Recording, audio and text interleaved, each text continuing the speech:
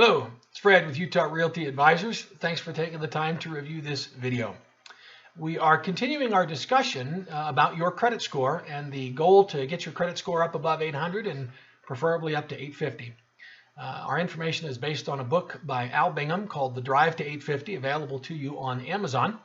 And today what we want to discuss is what the actual creditors, or what the creditors would use as a criteria in their extension to you of credit. Now, this is not an all-encompassing list. This is a little bit of a review, but we thought we'd take a few minutes and kind of go through this. And as with most documents, this particular segment has some fine print, and so I might be reading to you, and you might see me reading off the paper. So the first thing I wanted to look at was lenders use the FICO score, or the Fair-Isaacs score. They look for judgments, tax liens, and bankruptcies. They also look for any past due amounts, late payments, those sorts of things. New accounts, how many new accounts you have and how quickly you go through them, and the total number of accounts. And then, of course, the total number of inquiries made. And we discussed, and we'll discuss in great detail, that inquiries are kind of an interesting thing, and that's another segment all by itself. Lenders will also look at your income, and whether that income is a fixed income, whether it's a commission income, whether you get bonuses, and how you are paid bi-weekly or every twice a month. And obviously twice a month is 24 payments, and bi-weekly is 26 payments. So the number of payments and frequency is accounted to. Whether you're self-employed or whether you're employed with somebody else, i.e. a 1099 income, or whether you're a W-2 income. The length of term. You can be an engineer with a great history of being the greatest engineer in Salt Lake or any other city, and work for a company for 10, 15 years and develop a W-2 income, and then go out on your own, start your own company, and now you're self-employed, and your previous history as an engineer isn't counted because you haven't been working for yourself. And so that's something they look at.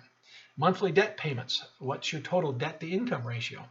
Any collateral? What security do you have to provide for the lender? The interest rate, savings, the time at your job, loan purpose, what are you doing for it? The region you're in, each region of the country has some different criteria. Down payment, how much you have for an auto payment, the down payment or home, whether it's a fixed rate or a variable interest rate, the loan amount, total loan amount that you're asking for, and then your previous client history, previous loans, those sorts of things. Your employer may look at your credit report as well. Same thing, look at your FICO score, check for judgments, for tax liens, bankruptcies, any past due accounts, those sorts of things, new accounts inquiries. They might look for your experience as far as how long you've had a particular type of credit and what type of account it is. Of course, they might look for any degrees in compensation. Insurance companies will look at your FICO credit score, same criteria, judgments, tax liens, those sorts of things. The type of insurance you're applying for might dictate the way they look at your credit report. The number of past claims you've had, obviously.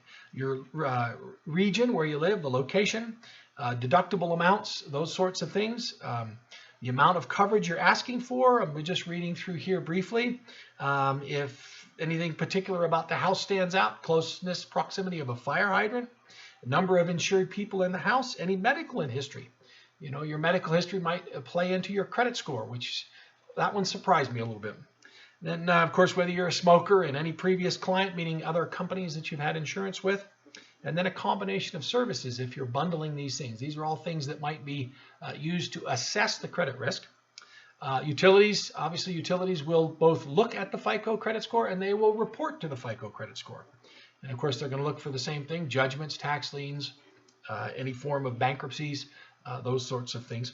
Past due amounts, new accounts, total number of accounts you have, any inquiries, the coverage, and past closeout. So those are some of the items that a creditor might use as criteria to see if they're willing to extend credit to you, and they're using that criteria to assess the risk of whether they want to continue or start to do business with you. So again, hope you find that information useful in this segment of our Friday News Roundup. Always appreciate you taking the time to look at our video. If you have any questions, please feel free to get a hold of me. Email, contact, phone, leave a message here on the Facebook or YouTube channel, or go to our website.